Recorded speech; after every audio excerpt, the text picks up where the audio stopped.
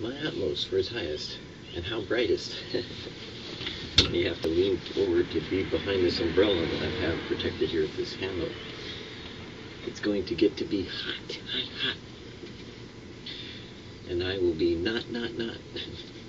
But the joy of having one extreme to another is that, I've been in 40 mile an hour, or 40 below zero with, a good 40, maybe 50 mile an hour winds, something like that. And it was cold, but we had, covers, you had your tube hoodie and gloves that, are specially designed, and your clothes that are all matching. So you have your, boots, and you're pretty much protected from the bite from the cold, and you have your double gloves, you wear your big outer mitt, but then you pull that off when you're working, and you have your inner gloves that are, each one, has their fingers, so you can still work on things. And I remember laying down on the tarmac, and working on vehicles or, fuel truck, and it was cold. If you did things in the cold, like say, if you had this as metal, you could tap it just right, it would shatter, because it had been frozen to the bone, and it was chilled in such a way that it was fragile. And sometimes when we allow the circumstances of our life to permeate, to get inside us, to get deep within, we become fragile, and any little sharp object or sudden jolt that hits us can cause us to shatter.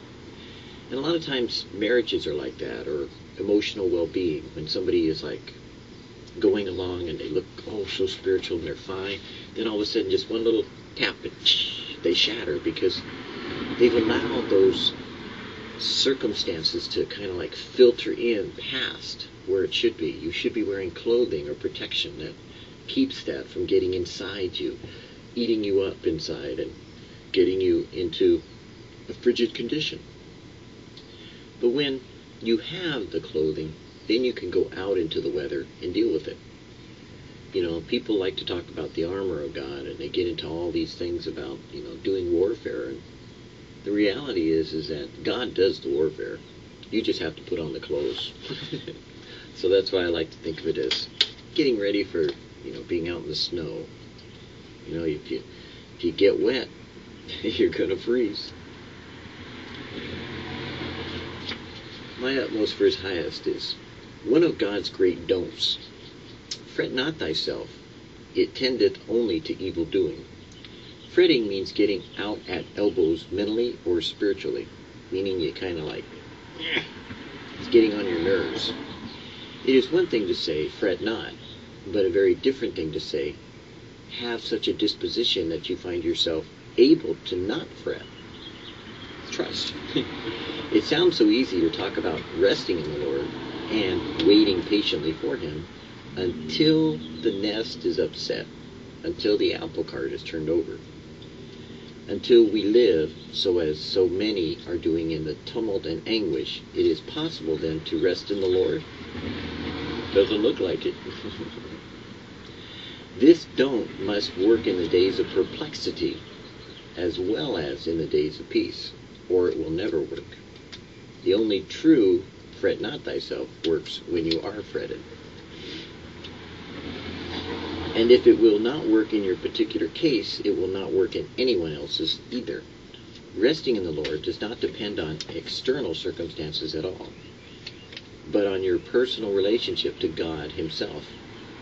Fussing, fidgeting, fretting, worrying always ends in sin.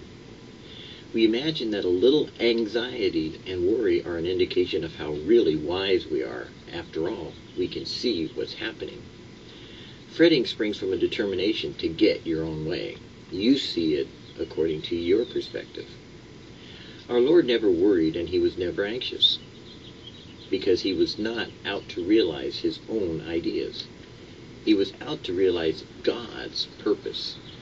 Fretting is wicked if you are a child of God. Have you been bolstering up that stupid soul of yours with the idea that your circumstances are too much for God? God just can't handle it, and so he needs help.